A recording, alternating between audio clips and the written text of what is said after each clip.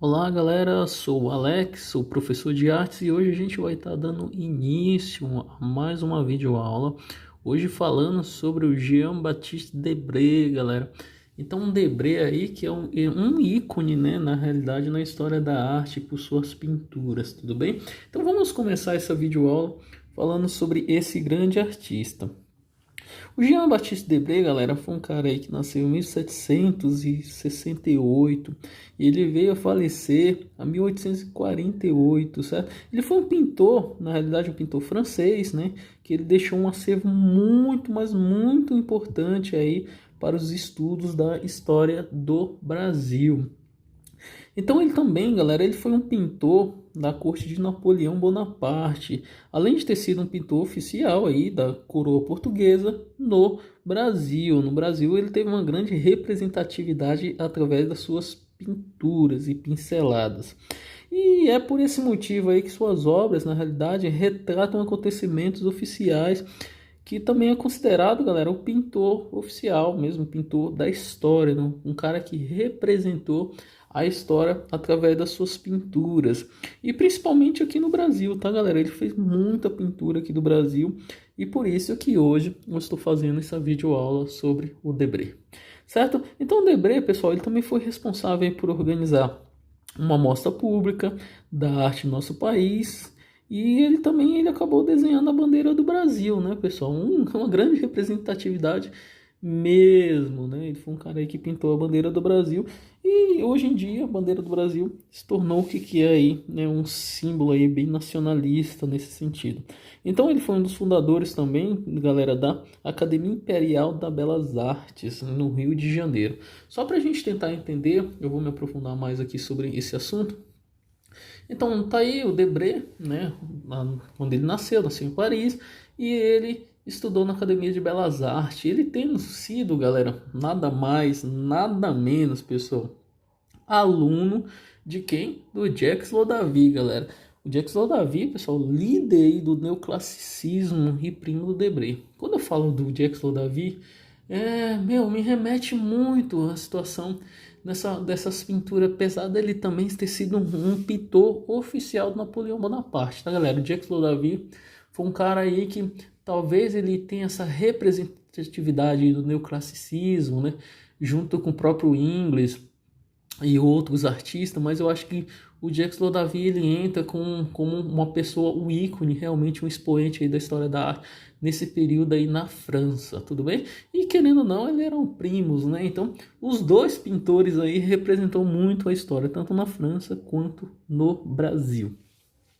Então, para a gente conhecer sobre o Jacques Lodavie, eu vou mostrar essa pintura aqui que provavelmente você já deve ter visto em algum livro de história, um livro de geografia ou até mesmo de arte. Esse daqui é a Morte de Marat, galera. Então foi realmente uma pintura aí feita pelo Jacques Lodavie que acabou eternizando o Marat, né? Então, o que que acontece? Eu queria que vocês observassem que depois que a Charlotte matou o Marat, né, devido toda aquela questão de conflitos, né, de Revolução Francesa, o que que acontece? Eu queria que vocês notassem alguns detalhes aí da obra no braço, né, nessa mão direita aí do Marat, lembra muito a obra, né, Pietà do Michelangelo. Então ele teve influência aí do próprio Michelangelo para poder fazer essa obra. Na realidade, esse assassinato que teve aí do Marat, né, remeteu a ele ao pegar mesmo como influência o próprio Jesus Cristo morto nos braços de Maria, né, que é a obra Pietà. Então, o Jacques Lodavie fez essa pintura em homenagem ao Marat, né, que entra muito nesse período do neoclassicismo, e ele também fez essa obra aqui que eu gostaria de mostrar para vocês, que se chama O Juramento dos Horácios, né, que tem toda uma historinha por trás desses três guerreiros e o pai dele, né, e as moças chorando logo ao fundo, né, porque os irmãos vão lutar em nome de Roma para ganhar a Roma Central, e na realidade dois deles morrem, um deles exatamente vence a partir do momento que ele vence, ele chega, né, para comemorar a sua vitória e tudo mais, e encontra-se sua irmã chorando. Isso, lógico, em uma outra cena, no outro período, isso daí foi antes deles partir para lutar. E quando ele vê sua irmã chorando por conta do seu inimigo que morreu, né, que era praticamente uma espécie de noivo dela, ele vai lá e acaba matando ela, né? Então tem toda uma historinha, todo um contexto por trás aí dessa pintura do Jacques David, né, dessa questão de mostrar o equilíbrio na obra.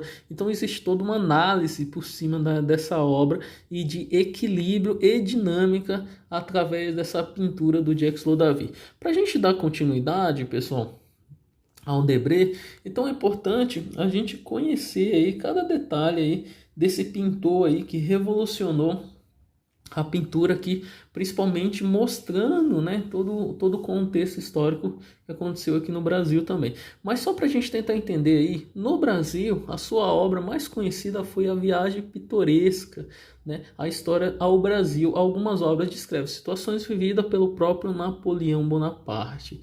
Então aí tá Napoleão no seu cavalo branco, né, e é uma obra aí que também significou muito, tudo bem? Então, Debré, pessoal, só para você ter uma ideia, ele foi desenhista, ele foi um pintor, ele foi um cenógrafo, ele foi um decorador, ele foi professor, galera. Ele foi professor. Então, é um artista completo, né? Ele era um pintor, na realidade, da corte de Napoleão Bonaparte. Como você pode ver, ele acabou retratando Napoleão algumas vezes, através de suas pinturas, né? E quando ele foi para o Brasil, né, em 1816 mais ou menos, ele fez parte da missão artística francesa, tá, galera? Então, os franceses, quando vieram para cá para o Brasil em 1816, o Debré ele veio junto aí para retratar o que acontecia no Brasil.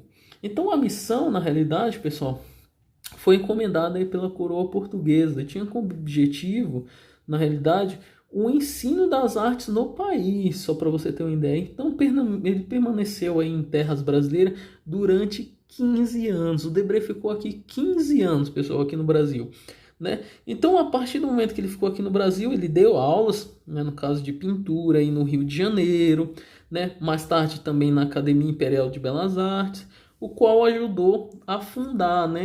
Ele fundou praticamente a Academia de Belas Artes, junto com outras pessoas, lógico, com apoio, né?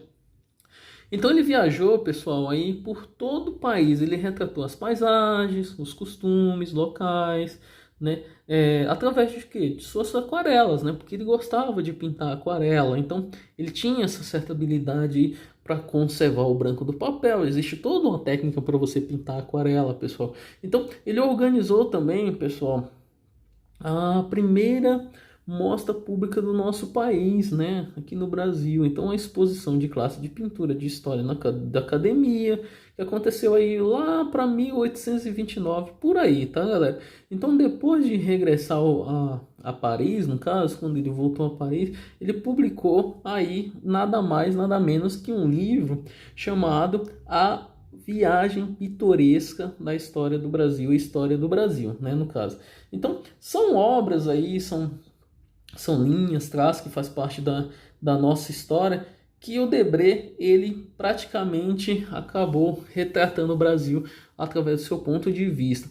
Então, para a gente tentar entender aí, aqui mais uma obra do Napoleão Bonaparte, né, onde ele acabou retratando, e a Viagem Pitoresca e História ao Brasil, pessoal. Na realidade, isso daí foi em 3 volumes, tá? Em 26 fascículos, por aí, e ele foi publicado, pessoal, só para você ter uma ideia, em 1834, 1835 e 1839. E o livro ilustrado retrata, na realidade, com um especial cuidado do cotidiano no Brasil aí no século XIX, só para você ter uma ideia. Além da preocupação aí social, mostrando os escravos, suas atividades, e as obras, pessoal, ele traz também acontecimentos políticos, representa a fauna, a flora brasileira. Então, era muito retratado isso através do seu livro da Viagem Pitoresca, História ao Brasil, certo? Então, teve diversas ilustrações aí, né? São seguidas aí de texto, que explica, na realidade, cada uma dessas pinturas, né? Então ele tentava buscar nesse sentido. Então no primeiro volume, galera, retrata na realidade a cultura indígena, e no segundo, a segundo mais ou menos a revelação aí entre os brancos e os escravos daquela época, tá? Então no terceiro e último volume aí, o Debré, galera, ele dedica-se na realidade à corte e às tradições populares. Então, três volumes aí que vale a pena dar uma conferida, exatamente porque mostra toda essa questão tanto dos homens brancos, escravos, cultura indígena e também aí as tradições populares que aconteceu, certo? Então, para a gente continuar, aí tá mostrando aí uma outra pintura aí do Debré, que ele retratou a história do Brasil de certa forma, né? Ele mostrando o desembarque da nossa grande, né, Leopoldina, aí, a grande Leopoldina, Dona Leopoldina, né, no Brasil em 1817. Ele mostra essa pintura. Então também tem na obra do Jantar. Então o Debré é um artista aí que ele acaba montando essas pinturas através do cotidiano também, a vivência que as pessoas tinham, né?